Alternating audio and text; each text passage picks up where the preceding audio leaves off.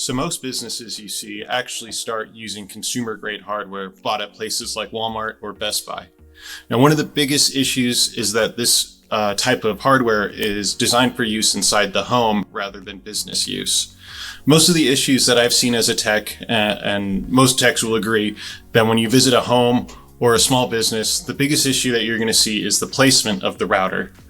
Now, inside each workstation is a network interface card, usually abbreviated NIC, and that NIC communicates with the router to transmit information. You can imagine the NIC as almost like the postal room of the computer. It takes the packets of data and it routes it, whether it goes to the hard drive processor, graphics processor, DVD drive. It's the incoming and sending area of the computer for external information.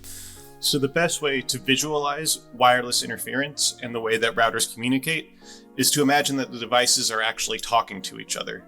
So for example, if you have a computer that's very close to the router and a computer that's very far away, you can imagine it as in the computer that's really close is like trying to whisper to somebody, talking back and forth, and the computer that's far away is yelling, and you're yelling back and forth. And so as you can imagine, you can easily maintain communicating that way when you've got one that you're whispering to and one that you're yelling at. So if you have two computers and you place them together at the end of a long hallway and the router is on the other end, they'll have a hard time communicating because the computers will yell over each other trying to communicate with the router. But if you take that router and you have it in the middle and then you have two long hallways on opposite ends, the router will be able to communicate because the computers aren't broadcasting over each other. The signals become weaker and weaker the further away they are, and so both computers are able to broadcast and connect to the router without broadcasting over each other. So the Wi-Fi cards are actually pretty intelligent. You can view it as the Wi-Fi cards do the talking and the router does the listening. So when the Wi-Fi cards have difficulty being heard, when there's either a large distance for them to cover or there's a lot of interference, the Wi-Fi cards adapt by increasing their broadcast strength. Unfortunately, what this also does by increasing their broadcast strength is it increases the interference for other broadcasters on the network. So what this can do is it leads to a cascade effect or a feedback loop where in response to one device increasing its broadcast power, the other devices then increase their broadcast power. And suddenly the entire room is filled with wireless interference. It's like everybody starts yelling to try to hear each other better. A router, also known as an access point, has a limited amount of bandwidth. Bandwidth is the amount of data that can flow through a channel at any given time.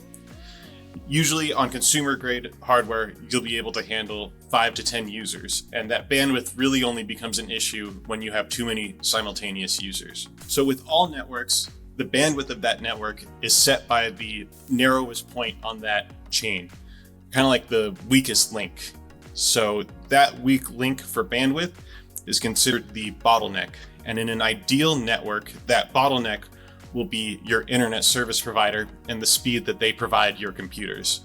In an unideal network, that bottleneck might be the ability for your computer to broadcast wirelessly and how quickly it can send data when there's interference in the air. Another issue might be your router being your bandwidth limiter. When you have 10 or 20 computers connected to it, the router might not be able to handle all of those connections. So having an unhealthy or signal saturated network can increase your latency. Latency is usually measured in milliseconds, and it's the amount of time it takes for the router and the workstation to communicate. So another symptom of a congested network is dropped packets. Dropped packets are when the router or workstation send a packet and it doesn't make it and it gets dropped. Kind of self-explanatory, but basically what that means is you lose data or the data integrity check fails. And dropped packets can be caused by interference, too much distance, or just bouncing off the wall the wrong way. But dropped packets are different from latency. Latency is just how long it takes for the data to transmit, and a dropped packet is a complete loss of data.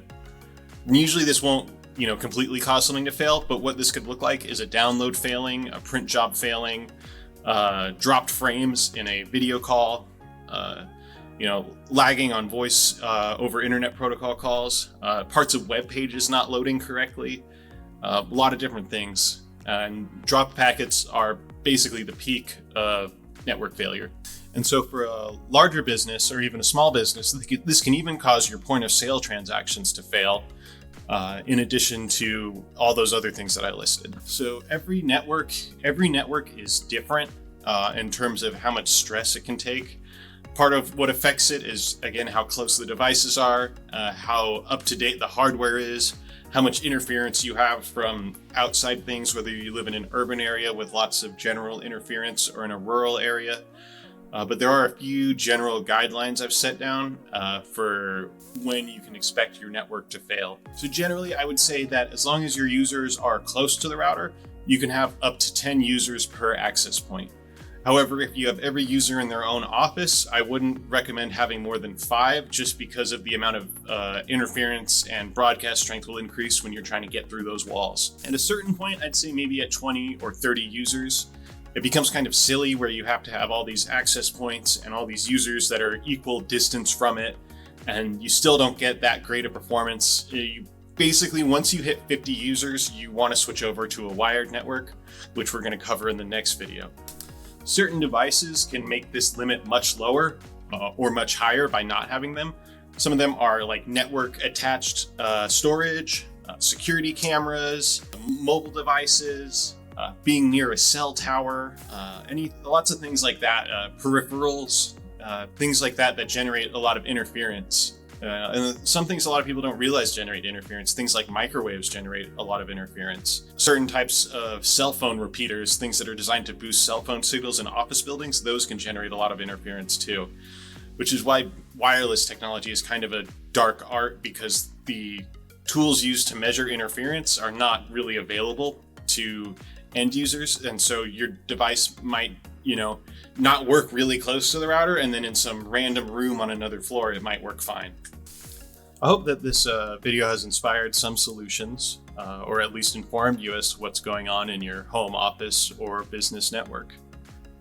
If this all seems a bit intimidating, you're welcome to contact us at techdev.com and fill out the contact form. And we can, send a technician out that will build a perfectly functional network for you using all these principles and more. And not only will the network function perfectly, but we can also provide room for expansion and long-term support if you have any ongoing issues. We also offer remote consultation for those who prefer to do it themselves, but just need a little bit of help getting started in the right direction. So we can consult you onto what hardware to use, where to place it, and any issues you might have moving forward with that installation and maintaining connectivity. And keep in mind, we are located in Southern California, and we do offer competitive rates for these services. Again, you can fill out our contact form at techdev.com if you'd like to get in touch regarding these services.